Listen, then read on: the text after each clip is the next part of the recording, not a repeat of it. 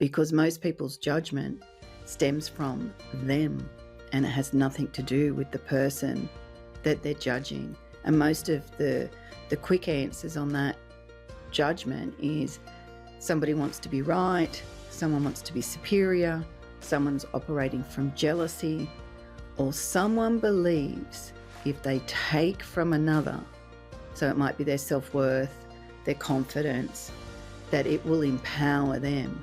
Now, it probably does for about 10 to 20 seconds, and after that they're going to go back to feeling the way they normally feel.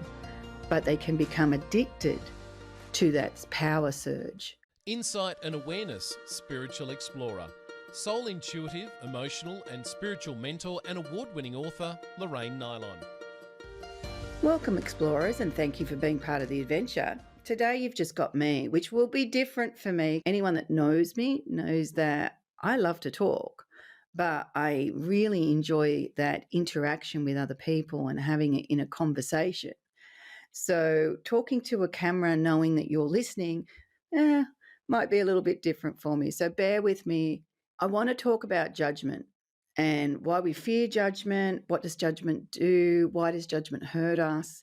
There's not a person on the planet that has experienced negative judgment that hasn't kept them up at night, where we overthink it. We wonder why that person said that to us. So the question I'm going to ask myself first up is, why do we fear judgment? And there's a lot of reasons why we fear it, but one of the ones that comes to mind straight away for me is that we are herd animals.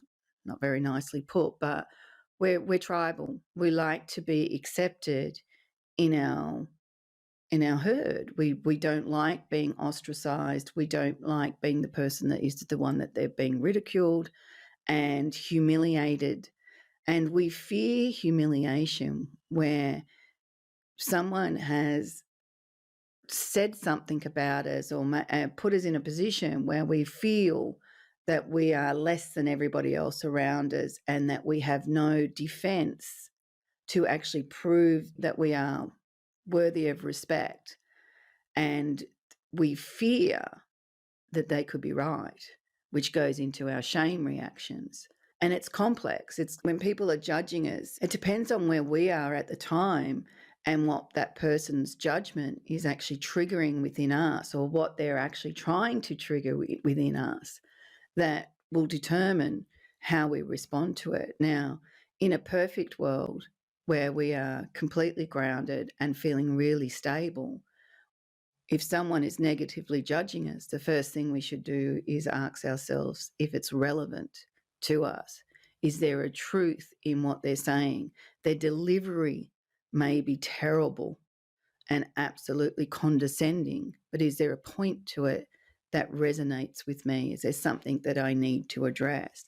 Now, 9 times out of 10, the answer will be no, because most people's judgment stems from them and it has nothing to do with the person that they're judging. And most of the quick answers on that judgment is somebody wants to be right, someone wants to be superior, someone's operating from jealousy, or someone believes if they take from another, so it might be their self-worth, their confidence, that it will empower them. Now, it probably does for about 10 to 20 seconds, and after that they're going to go back to feeling the way they normally feel.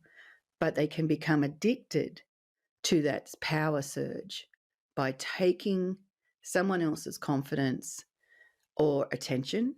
If someone, if you the life of the party, or you've just made a fantastic presentation or something like that at work, then all of a sudden someone pipes up and criticizes you on, could be your pronunciation of a word, it could be on a fact that you forgot, or it could be anything, the way your hair looks. So they're trying to take from you that attention, your confidence, whatever it is, so that they feel superior to you. And unfortunately, part of the negative part of our human nature is if we feel insecure within ourselves, then we believe by judging and putting somebody else down, having a scaling system of where we all sit. That's why we struggle to accept the uniqueness of each soul and the value and have respect for each individual. We often, as mankind, struggle to do that because we're putting this pecking order and we're trying to work out where we sit on it. So judgment becomes the forefront of working out how to take someone else down, or even to take ourselves down by going, oh, they're so much better than me because, they have more money than me, they have a bigger house than me, they have a nicer car than me, they have a nicer body than me. The body stuff's going to get us all. So judgment is so complex in a way that it is really hard for us that when we're feeling judged to have the discernment to actually give ourselves a second to work out how we want to respond to it, because we're normally reactive, and we're reactive when it's triggered something in us. So when someone's judging us, judgment becomes like an inverter. So I could have the best intentions.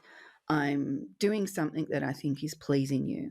I'm helping you. I'm doing something that you didn't want to do. I'm doing it for you so you don't have to do it, for an example. And then someone turns around and says, oh, you're just doing that because you want me to like you. Or, oh, you're doing that because you got nothing better to do. And all of a sudden that judgment inverts all the good intentions that I originally had and causes me to go into debating my value and believing that I am not good enough. And that's what judgment does. It takes us to a place where we start to debate our own sense of worth. And most of us end up feeling not good enough because we're a bit orientated to the negative. And it takes a strong person to be able to hold to that sense of self when somebody is harshly judging us. Now, the first thing we should do is look to see whether or not there is truth in the statement. And if there's a truth, is it something that we need to look at and address? Or is it something that is out of our control? If I've got a broken arm and someone says, you're an idiot because you've got a broken arm, it's like, well, I fell, like I broke it, I landed funny, I couldn't, it's now out of my control. So that judgment becomes obsolete. The important thing when we do feel harshly judged, again, this is easier said than actually done, depending on the person and depending on the relationship we're having with them, and depending on our expectation. If someone that we really trust starts negatively judging us for something we didn't know that they were judgmental about to do with us, that will put us into a little state of shock. And when we're in that state of shock, we don't know how to respond. And that's the problem with judgment, is a lot of the time that when we are being judged, whether just or unjustly, is that we don't know how to respond. And sometimes the most conscious thing that we can do is to shut up and observe. Now, like I said, easier said than actually done. When you watch someone who is judgmental, or, they can be just oppositional. If you say it's black, they say it's white. If you say it's sunny outside, they're going to argue the point, and you're looking outside and going, but it is sunny. Some people are just like that. They're oppositional and they're doing that because they want to feel superior. And that is the problem with mankind, that part of our judgment is that we're constantly got ourselves on a scaling system. Now, we can judge ourselves and put ourselves further down and go, well, this person's better than me because. And we can choose the most random things. They got a better car than me. They got a better body than me. They're prettier than me. All those kind of things become part of the scaling system. And of course, there's hundreds of things that we can use to do that. The other thing is that we can judge somebody else to try and push them down our own scaling system, like my own personal scaling system, push them down so I go further up. The more people beneath me, the higher I believe I am, even though I may never go past a point that I have decided through my own negative judgment is where I'm going to be. So judgment is a scaling tool that we use, and we can, when we use it negatively against other people, it is hurtful.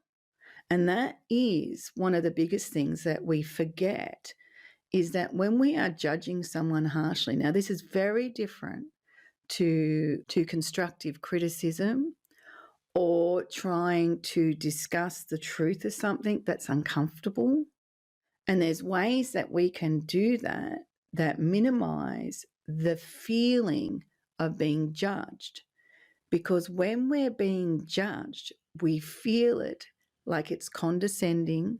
We're starting to fear humiliation. We can respond with a shame reaction. Here's another person that doesn't think I'm good enough. So judgment is one of those things that doesn't matter who you are, it has an impact. And when we're on the other side of it, we need to be aware that sometimes the talking the truth about something or discussing an issue, that we try our best not to make it judgmental to the point that someone feels put down, but we try to put an even platform where we go, I've identified this is a problem, and we have a discussion. And we seem to be, as a society, moving more and more and more into the judgment. I'm right, my opinion only. And we're losing the skills of being self-reflective and having honest discussions where we respect one another's opinion. Whether we agree with it or disagree with it, we give each other the permission to have our own view. And that's part of why on the podcast I like to do conversations, and they are mainly with authors and people in certain fields, but have a conversation. Now, some conversations go brilliantly. There's a platform. Your hearers will respectfully meet each other right there. Others, it's just human nature. They don't. They come in with an agenda, and that's all about their own agenda. That's the same in life, is that some people that we talked with, we will have this mutual respect where we can discuss a lot of things without offending one another. And then there's others that you can say hello and they're already offended. And that's generally because they're working from jealousy, which is an offshoot from judgment. Because jealousy is it's a control structure of wanting their expectations to work all the time.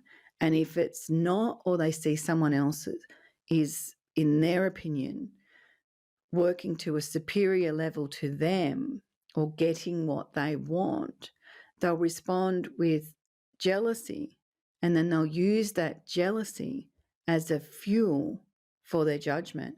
Now, if you're on the receiving end of that, regardless of what you are doing, what you're saying, or how you're appeasing them, that person will still operate from that point. Because jealousy is, I am now in competition with you, and I am going to use that competition to prove you are less than what others are perceiving or how you're perceiving yourself, or that I am more superior to you, and I'm going to prove it by putting you down.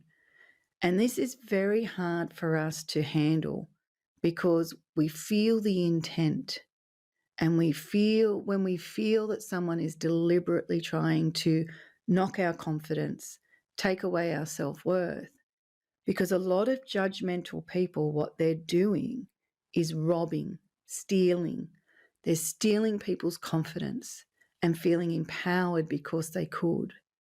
And they like to see what they have done and said, and even the undercurrents, the sly ones that just do it, slyly, so that you're left a little bit confused going, Is this person negatively judging me, or am I being oversensitive? What's happening here?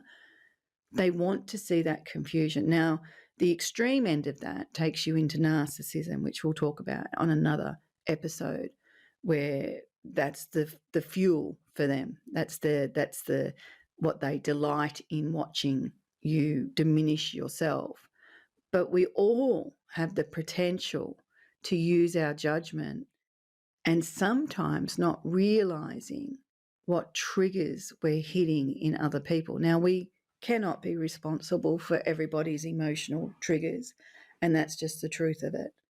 But when we do see it, we should acknowledge it. And then we should try to reassure that person that our intent was not to hurt them, and give reasons for why what we've just said, even though it sounds judgmental, why we've said it, not in a defensive way, but as in a truthful way. I feel this is the wrong decision because, 1 + 1 = 2, and you're trying to make 1 + 1 = 5, and it's not going to work based on, mathematics. And if somebody is trying to defend their position, they're going to think, even if you know you're telling the truth and coming from a very caring place, they can take it as judgment, even though that wasn't your intent. So we need to have discernment and understanding what's motivating us and why we're saying the things we are and what's important to us, so we can be the witness and observer of whether something is being judgmental for a negative reason, or it's a truth that has actually just triggered a little soft spot within us. When someone is being judgmental around you and directing it at you, it's very different when we're observing someone else being judgmental to someone else. But when it's judgmental to us, she's a different game, and we all know that. Take a minute. If you try to slow down your reaction. So reaction is something that we do without thought. A response is something that we do after we've considered something. Now, that doesn't necessarily mean we've considered everything, but we've given ourselves a bit of time to consider our response to it. The first thing I try to do is question my own thoughts. Am I classing it as judgment because it is? Or am I classing it as judgment because it's hit something in me that I don't want to look at, or I'm trying to hide? Has it tapped into a shame response that I have? Is it somebody telling me I'm doing something wrong and that I have a fear that I might be doing something wrong? So give yourself a moment to question your own reaction and observe your thoughts. We can actually take someone's judgment, we can absorb it in, and then we can play with it with our mind, and we can use it to reaffirm every negative judgment we have on ourselves. Or we can use it to take us into our victimhood. Oh, everybody treats me that way, and why don't people get me? And, 101 things where we can go with that. So try to question your own thoughts and see what you're doing with that person's judgment. Try and work out whether you're feeding and fueling it yourself, because that will tell you if there's something in there that's unresolved. Now, that person's judgment can come at you, and your response to it is where you're going to get the learning. All right? So sometimes it is nothing to do with the judgment. It's come at you, you've reacted. If you come and be reflective about your reaction, more so than what they've said to you, because that could be jealousy. That could be them having you in a competition. They could be saying that from an old resentment they've had since you were 5-year-old. Who knows? So if you can't discern why they're judging you, come back and be reflective on your reaction, and you'll find you'll learn a lot about yourself while you do that. Be curious. Be curious why that person's judgment impacted you. Because generally, if someone judges you, and if someone said, I really don't like your blonde hair, Lorraine, I am not going to think too much about that because A, I've never had blonde hair, and B, it's irrelevant to me. So it's like, move on. Potentially, I won't think about that again, except that's a really weird statement to say to me, right? I'm not going to absorb it. I'm not going to really play with it because there's no relevance to me. If someone says something that has relevance to me, then I've picked it up and I'm playing with it, doing the good old merry-go-round of ruminating, thought after thought, thought after thought. Then I need to really get in and have a look at what it is that it's triggered off in me. And that's when you start getting into using our emotional responses as tools to really look at what is left unresolved within us. And that goes back into sort of my spiritual side of I'm here to evolve. So I'm going to be honest about my reactions when I can. One thing about life lessons, if you miss the opportunity, don't worry, it'll come back around because you're still going to be reacting the same way until you resolve it. And the other important thing about judgment is have an acceptance that not everybody is going to like you, and have an acceptance that not everybody's perception of you is based in truth. If they don't know you, they don't know you. If they know you and want to negatively judge you, they don't understand you. If they're judging you on something that you need to address, well, by you looking at your reaction, you are creating an opportunity for your own reconnection, recovery, and potential rejuvenation of your sense of self. And that is a spiritual path. That is a self-development path. That is a know thyself path. And that's what, we're looking at. If you're looking at self-help and if you're looking at self-development and if you're looking at spirituality, you're looking to improve your understanding of yourself to put you in a position that you can use your awareness and then use your clarity to make decisions about how you are going to respond to whatever you're experiencing or what you're going to contribute to your life experiences. One of the things that judgment does is it takes away our clarity. It's one of the things it steals, because we can have a perception of ourselves, and then when someone negatively judges it and we're doing the debate seesaw, then we can take away some of our clarity. Now, we should never be dogmatic in our clarity, because that becomes an avenue for us to become judgmental. So, it's like cogs within cogs when you're looking at judgment and our response to it. But when you do understand yourself and you do feel grounded and you understand why you have that understanding of yourself, then someone else's judgment of it can be as simple as, I don't have blonde hair. It can take you to a place where you can go, okay, that judgment's about something's going on with you and it's nothing to do with me. I'm not going to absorb it in. I'm not going to play with it. I'm not going to take it to my victimhood, and I'm not going to go into competition with you. I'm just going to leave that where it is. And that is becoming the objective observer, or the witness, as some people like to refer to it. So be curious and acknowledge and accept that not everyone is going to respect and like you because of their own issues, not because of who you are. The main person that you need to impress is the person that looks at you in the mirror. And if you are looking in the mirror and, the self-reflective mirror, and you're finding things that you are negative about, you are telling yourself that you have unresolved issues. that you have something stored within yourself that needs to be resolving. Now, the first thing you should do there is not harshly judge yourself, but instead try to be the self-nurturer that says, okay, what do I do about that? And what is it that I need to know about that that's going to help me go through that reconnection and recovery process so I can rejuvenate and feel better about myself. There are so many people that are walking around feeling a lot of self-loathing, and that can be because they've got a history of abuse.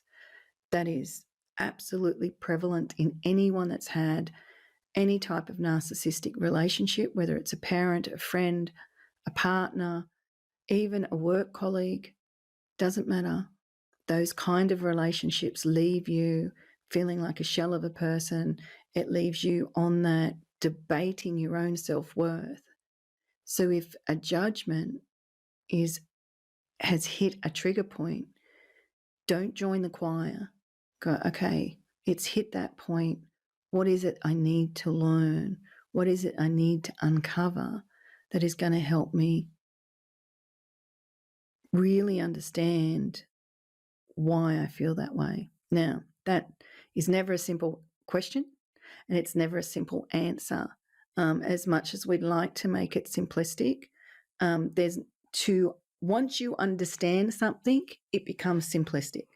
The process of understanding it can actually be quite complex because you have to understand all the different layers to it. Now, each layer you get is going to make it easier for you.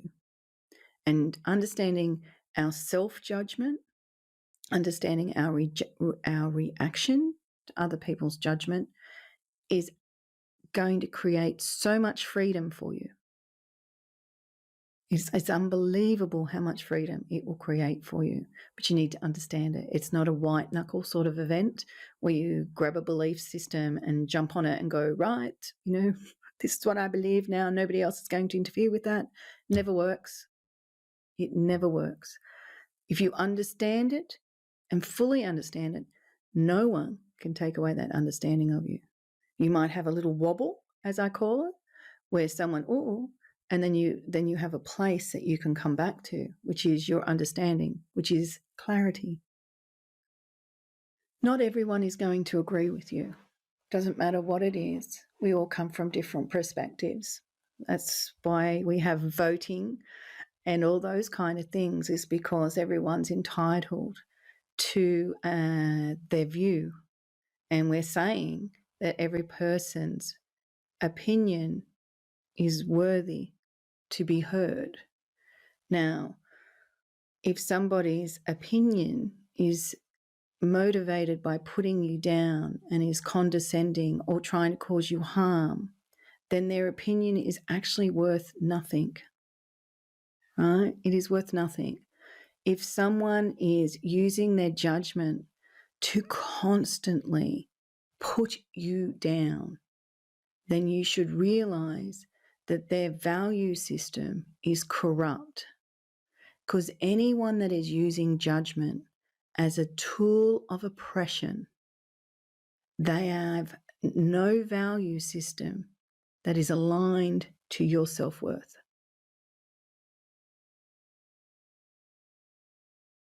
And when you realize that, then all of a sudden, what people are saying to you that is hurtful, harmful, and intentional is no longer of value. And once you recognize that, then you can take the hook off. Because when we feel judgment, and this is why it hurts us, is that we feel this hook that comes into us. It's an energetic and emotional hook that comes into us, and we, again, same thing, it takes us on the debate of our own self-worth. Now, the hook might take us there, but if we can come back to a position whilst in the debate, we become the self-nurturer, the caretaker of our own soul. If we can get to that position where we go, it is more important, your view is less important to me, and it is more important to me to be caring to my soul at this time, then you will come off the seesaw quicker. Doesn't mean you haven't got stuff to deal with. It means that you'll deal with it in a different way, in a different approach. That's evolution, especially if you've been someone that has been plagued with negative self-judgment. So we need to have empathy, for ourselves, and it helps if we have a bit of empathy for the person that is judgmental, because there's a reason that they have got to that point. Doesn't mean you become obligated to trying to help them. It doesn't mean that you forego your boundaries to accommodate what you think is underpinning their bad behavior.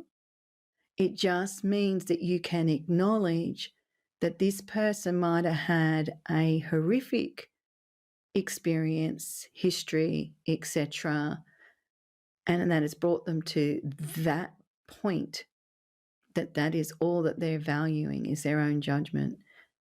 If that helps you leave that person behind and not carry them with you as you go forward, then the empathy has worked. But you never succumb your boundaries to accommodate someone else's condescending judgment of you. Doesn't matter who you are, there is always going to be someone, for their own advantage, is prepared to be indifferent to how their judgment is going to affect you. When people go indifferent to you, they do not care how anything they do is going to have a ramification on you emotionally, mentally, even physically. So if you recognize that in them, then all of a sudden you can say, there is no value in carrying what this person has said with me. Again, easier said than done. But if you understand that as a concept, it gives you something to add into the playground. People are judgmental because they want to be right. You know, we're right fighters. We want to prove our point. Instead of being right, I consider, what can I learn from this experience? Now, it may take me a little while to get to that point sometimes. Some people's judgment is very hurtful. Some people's actions are extremely hurtful. And if you give yourself permission, feel those feelings. Don't suppress them. Feel them. That hurt. I think that, have some discernment. Was it intentional or was it non-intentional, and it was just that your stuff was sitting there ready to be tapped? If it's intentional, know that about that person. And if they are consistently doing that, they are telling you that your best interest is not in their heart. Because sometimes what judgmental people do is they look for someone to be the scapegoat. They look to be the person that they lash out. This happens a lot in narcissistic relationships of any type. You'll see the narcissists go out, they're lovely to everybody else, they're impressive people, everyone thinks they're great. They can hold that for a while, and then they come home and they lash out all their judgment and their resentment on the person that they class as a scapegoat. No one deserves to be the scapegoat. So if you know that as a fundamental concept, no one deserves to be the scapegoat. I'm not put on this earth to be your place of dumping. Then all of a sudden you'll start building your boundaries up a bit, because you're reclaiming your self-worth. Judgment is an interesting emotion that we have, and it is through self-reflection that we become better equipped to deal with judgment, because most of the time people are being judgmental with very little care factor. When I'm looking at judgment, I look, does it stem off a belief? Does the person have a belief? And whether I agree with the belief or not, and I depersonalize it because I can see that they're coming from a belief system, that I don't have or I don't apply myself to. And I look at that because it gives me a better understanding of that person. And then I just leave it as that judgments come off their belief. I had a guy say to me, "Yeah, but you women," and I was like, "Okay." Whatever he says next just comes from that belief. You women can't reverse cars. Oh, okay. I know. So that's what you believe. Irrelevant to me. I don't believe that. So it gives me a space of discernment. And so I don't have to argue the point. I don't have to prove a point. As long as it's not encroaching on my sense of self-worth and my value system and my personal safety, I can just leave that be. Right. And sometimes you'll hear that, that you'll be in a conversation and someone says something, and I just respect that that's their belief and that's their understanding and that's where they're at. And I don't need to impart or force what I believe or what I think I understand or what I class as a knowing on them. I can ask them if they want to hear my version of it. And if I'm in a conversation, I will easily say to someone that I'm really comfortable with, "Oh, you know what? I think regardless of whether you're male or female, we've got good and bad drivers, full stop." So I, in a conversation, will impart what I believe and what I think and what I feel I know. But if it's not an exchange, what's the point? What's the point? So I decide, I respond with, I don't need to get into battle with this person over that statement. I don't need to jump on the seesaw. And people will say statements to you trying to get you on the seesaw. And that's where we get into gaslighting, where regardless of what you say, they've got an answer and they'll twist and turn it and twist and turn it until, all of a sudden you go, "I didn't say that." But, "Oh, yes, you did." All those kind of things. So when you have discernment, you go, there is no purpose in me jumping on that and defending. So just to give you more fodder to turn and twist it and confuse it and make the conversation difficult. But it also, I don't have to stand here and continue to put up with your judgment. So, nice talking to you. See you later. And when you feel more self-assured, you give yourself permission to make those decisions. If it's triggering you, what we generally do is stand there and we take it, and we just keep absorbing and absorbing and absorbing their judgment, but we're chipping away at our own self-worth. So, and we can do that, and then we can reset, and we can do that and reset, and we can do that and reset. If you're in a relationship where that's the norm, that resetting becomes harder, and the chipping away is actually robbing you of something. So be aware of the true impact someone's judgment's having of you, because we do give a lot of people grace, and it's good that we do. Everyone has a bad day. If something emotionally is happening, people can say some nasty things that they regret. And if you feel the regret and the remorse, then you can accept that it was just a statement that they made out of frustration. If it is consistent, it's intentional.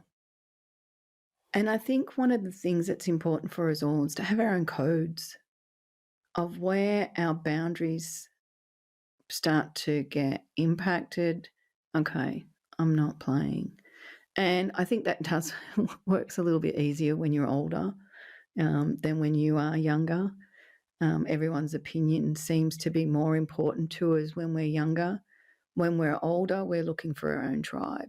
We're looking for people that are similar to us, that have our own value system, and that we can build real friendships with, where our tolerance becomes a little bit less for, this is my opinion, becomes a little bit less for having to be in relationships where we're tolerating bad behavior. I had a friend once when I was younger, and I really enjoyed their company. They had a brilliant sense of humour, but I first had to go through the first 10 to 15 minutes of when we come together of them working out whether they were better off than me. So they would come into my house and they would go, "Oh, you've done that. What did that cost you?" And they would answer their own questions. So they would look for things. "Oh, you should have done this. You should have done that. I wouldn't have used that colour. What'd you do that for?" Rah, rah, rah. So they once they did the 15 minutes of this sort of judgmental put down, which, by the way, I never said a word. I'd sort of go, "Oh, yeah, yeah, yeah, okay." Once they did that, they're absolutely fun to hang around with. They just had to get to that point where they felt that I was no threat. They did it, and that's not because of me. That's because of their own self-judgment. Now, of course, that friendship didn't last too long, because as soon as they go past that and it becomes not 15 minutes, it becomes 20 minutes, and then it becomes half an hour, and then it becomes consistently through you're being together, then it's like, as soon as you say something, those people go. They have a big reaction. "How dare you say that about me?" And off they go. But it's like, when we understand ourselves better, we can acknowledge some people have some poor behaviour but still have some good qualities.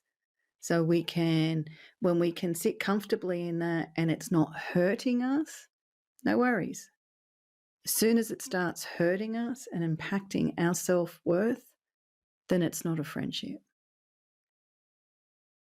So the importance of understanding our reaction to judgment is to really value the truth, because judgment, remember, is an inverter. It will take something good about you, twist it, turn it, put it down, and then you'll be confused. So if you value your own truth and understand it, all of a sudden the judgment doesn't have as bigger impact. Judgment is a barrier to truth. It stops us from exploring truth. So if you look at your own self-judgment and our negative self-judgment, because we're very harsh on ourselves, it stops us from exploring who we are. And if you let yourself look at it from, "Oh, that's a barrier. What's it a barrier to?" then all of a sudden it doesn't seem so impactful to explore. So try not to be judgmental on your judgment. Well, I hope you enjoyed this solo cast. I will do Flip the Book, and I've chose to do, because there's no random picking here, Breaking Free from the Chains of Silence, and it's a respectful exploration into the ramifications of abuse hidden behind closed doors. Now, it is written for pedophilic abuse. It is a book about the effects of indifference, but at the back is the core essences. And anyone that's listened to the podcast would know that the core essences are the true essence of who we are within our soul. So I'm just going to randomly pick, actually, I've just go where I've opened up the book. So I've just gone into harmony. Harmony is unconditional love for your own and others' resonance with truth, which can be difficult to reconcile with when you operate with, oh my God, envy, jealousy, mistrust of your own true worth. I didn't realise. I know I wrote it, but I didn't realise this was the paragraph. Harmony is the remembrance that all souls come from the origins of truth, whatever you want to label that, where we come from and where we go back to. And the uniqueness of experiences creates diversity and allows agreements between souls to unfold. Harmony is the acceptance that we are all unique and significant. Harmony is the ability to flow in the dynamics of truth while feeling the significance of our own unification with truth and respect for all others. And for me, what shined out there was that harmony is unconditional love for our own resonance with truth, which can be difficult to reconcile with when we operate from envy, jealousy, and mistrust of our own true worth. And I think that sums up what we've been talking about, judgment. Envy's a funny one. Envy can actually be inspiring. It can take us, we can envy someone and aspire to do it. They can, right? I can see you doing it. So it means it's possible, right? 4-minute mile. No one thought anyone could run the 4-minute mile. Once it was done, it inspired others to know it was possible. And now it's slow. So envy can work two ways. If we become envious and we take it to the negative, so we go into jealousy. And jealousy has a lot of control structures in it. So we can presume through jealousy, and the presumption can be extremely dangerous, as in hurtful. When we go into presumptions about what people are thinking, feeling, or doing, because when jealousy is there, we're on the competition seesaw. And then what that seesaw does is that we believe, if we're the initiator of it, we believe the other person is trying to beat us. And unfortunately, most of the people that jealousy puts on the seesaw don't even know at first that they're meant to be in competition with you. So regardless of what they're doing, the jealous person will go, oh, they're doing that against me. Oh, they're just trying to prove they're better than me. Well, the other person's just probably doing their thing.